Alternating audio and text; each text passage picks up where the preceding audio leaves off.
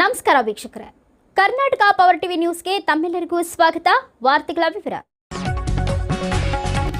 56,432 ಹುದ್ದೆಗಳಿಗೆ ಕೂಡಲೇ ನೇಮಕಾತಿ ಅಧಿಸೂಚನೆ ಹೊರಡಿಸಲು ಎಐಡಿವೈಒ ಆಗ್ರಹ. ರಾಜ್ಯ ಸರ್ಕಾರ ತೀರ್ಮಾನಿಸಿದಂತೆ 56,432 ಹುದ್ದೆಗಳಿಗೆ ಕೂಡಲೇ ನೇಮಕಾತಿ ಅಧಿಸೂಚನೆ ಹೊರಡಿಸಲು ಈ ಎಲ್ಲಾ ಹುದ್ದೆಗಳ ನೇಮಕಾತಿ ಪ್ರಕ್ರಿಯೆಯ ಕ್ಯಾಲೆಂಡರ್ ಬಿಡುಗಡೆ ಮಾಡಿ ಎಲ್ಲಾ ರೀತಿಯ ಪರೀಕ್ಷಾ ಅಕ್ರಮಗಳನ್ನು ತಡೆಗಟ್ಟಿ ಪಾರದರ್ಶಕ ನೇಮಕಾತಿಗಾಗಿ ಕೆಪಿಎಸ್ಸಿಯನ್ನು ಸಂಪೂರ್ಣವಾಗಿ ಸ್ವಚ್ಛಗೊಳಿಸಲು ಪಿಸಿ ಹೋಟಾ ಸಮಿತಿಯ ವರದಿಯನ್ನು ತಕ್ಷಣವೇ ಜಾರಿಗೊಳಿಸಬೇಕು.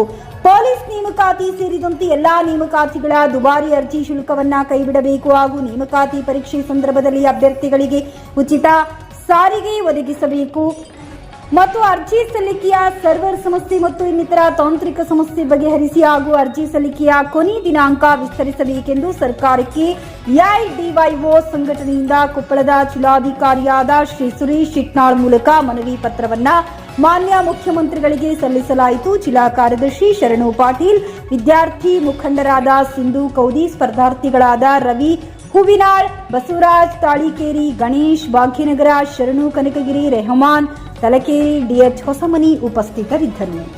ಇವತ್ತಿನ ದಿವಸ ಎಐಡಿವೈಒ ನೇತೃತ್ವದಲ್ಲಿ ಈಗಾಗಲೇ ರಾಜ್ಯ ಸರ್ಕಾರ ಹೇಳಿದಂಥ 56,432 ಹುದ್ದೆಗಳ ನೇಮಕಾತಿಯ ಅಧಿಸೂಚನೆಯನ್ನು ಹೊರಡಿಸಬೇಕಂತ ಆಗ್ರಹಿಸಿ ಕೊಪ್ಪಳದಲ್ಲಿ ಸ್ಪರ್ಧಾರ್ಥಿಗಳು ಪ್ರತಿಭಟನೆ ಮಾಡಿ ಜಿಲ್ಲಾಧಿಕಾರಿಗಳ ಮೂಲಕ ಮುಖ್ಯಮಂತ್ರಿಗಳಿಗೆ ಮನವಿನ ಸಲ್ಲಿಸಿದ್ದೀವಿ.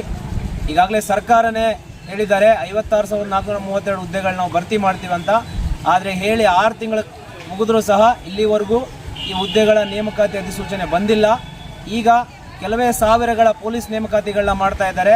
ಉಳಿದ ಎಲ್ಲ ಹುದ್ದೆಗಳ ನೇಮಕಾತಿ ಅಧಿಸೂಚನೆನ ಕೂಡಲೇ ಹೊರಡಿಸಬೇಕಂತ ಆಗ್ರಹಿಸಿ ನಾವು ಜಿಲ್ಲಾಧಿಕಾರಿಗಳ ಮೂಲಕ ಮುಖ್ಯಮಂತ್ರಿಗೆ ಮನವಿ ಸಲ್ಲಿಸಿದ್ದೀವಿ. ಅದೇ ಥರ ಇವತ್ತು ಪೊಲೀಸ್ ಎಕ್ಸಾಮ್ ಅರ್ಜಿ ಶುಲ್ಕನ 400 ರೂಪಾಯಿಂದ 750 ರೂಪಾಯಿಗೆ ಏರಿಸಿದ್ದಾರೆ. ಅದನ್ನು ಕೂಡ ತಡೆಗಟ್ಟಬೇಕು. ಕೆಪಿಎಸ್ಸಿಲಿ ಇರ್ತಕ್ಕಂಥ ಭ್ರಷ್ಟಾಚಾರನ ತಡೆಗಟ್ಟಲು ಪಿಸಿ ಹೋಟಾ ಸಮಿತಿ ಶಿಫಾರಸುಗಳನ್ನ ಜಾರಿ ಮಾಡಬೇಕಂತ ಆಗ್ರಹಿಸಿದ ಮನವಿಯನ್ನು ನಾವು ಜಿಲ್ಲಾಧಿಕಾರಿಗಳ ಮೂಲಕ ಮುಖ್ಯಮಂತ್ರಿಗಳಿಗೆ ಸಲ್ಲಿಸಿದ್ದೀವಿ. ಸರ್ಕಾರ ಕೂಡಲೇ ಎಚ್ಚೆತ್ತುಕೊಳ್ಳಿಲ್ಲ ಅಂದರೆ ಮುಂದಿನ ದಿನಗಳಲ್ಲಿ ದೊಡ್ಡ ಸಂಖ್ಯೆಯಲ್ಲಿ ಯುವಜನರು ನಾವು ಬೀದಿಗಿಳಿತೀವಂತ ಒಂದು ಎಚ್ಚರಿಕೆನ ಈ ಮೂಲಕ ನಾವು ಸರ್ಕಾರಕ್ಕೆ ನೀಡ್ತಾ ಇದ್ದೀವಿ. ಶರಣು ಪಾಟೀಲ್, ಎಐಡಿವೈಒ ಜಿಲ್ಲಾ ಕಾರ್ಯದರ್ಶಿ, ಕೊಪ್ಪಳ.